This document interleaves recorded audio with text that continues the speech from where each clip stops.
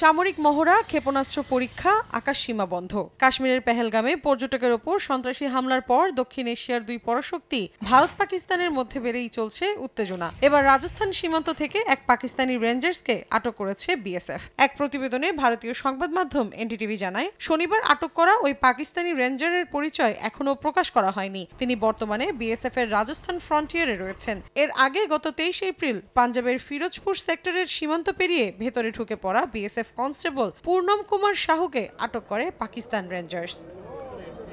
BSF এর হাতে পাকিস্তান রেঞ্জারের আটকের কয়েক ঘন্টা পর নিয়ন্ত্রণ রেখায় গোলাগুলি হয়েছে দুই রাষ্ট্রের সেনাদের মাঝে। শনিবার মধ্যরাতে কুপওয়ারা, বারামুলা, পুঞ্চ, রাজৌরি, মেন্দর, নওশেরা, সুন্দরবানি এবং আখনুরের এলাকায় পাল্টাপাল্টি গুলিবর্ষণ হয়। এতে হতাহত বা ক্ষয়ক্ষতির কোনো খবর পাওয়া যায়নি। ভারতীয় গণমাধ্যমগুলোর দাবি, নিয়ন্ত্রণ রেখায় প্রথম গুলি চালায় পাক সেনারা, জবাবে পাল্টা গুলি ছোড়ে ভারতীয় বাহিনী।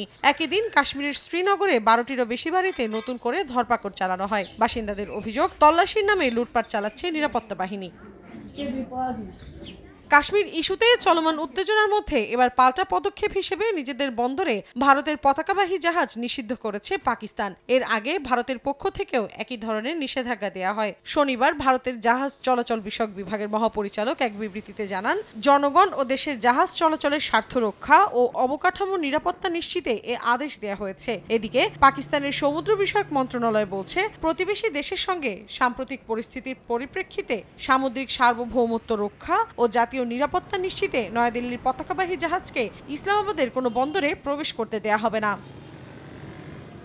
অন্যদিকে নয়াদিল্লি যদি ইসলামাবাদের সঙ্গে পানি চুক্তি বাতিল করে তবে পারমাণবিক অস্ত্র ব্যবহারের হুমকি দিয়েছেন রাশিয়ায় নিযুক্ত পাকিস্তানের রাষ্ট্রদূত মোহাম্মদ খালিদ জামালি। রুশ গণমাধ্যমকে দেয়া সাক্ষাৎকারে একথা জানান তিনি। তবে এ বিষয়ে এখনও কোনো প্রতিক্রিয়া জানায়নি মোদি প্রশাসন। মৌসুমী সাথী, সময় সংবাদ।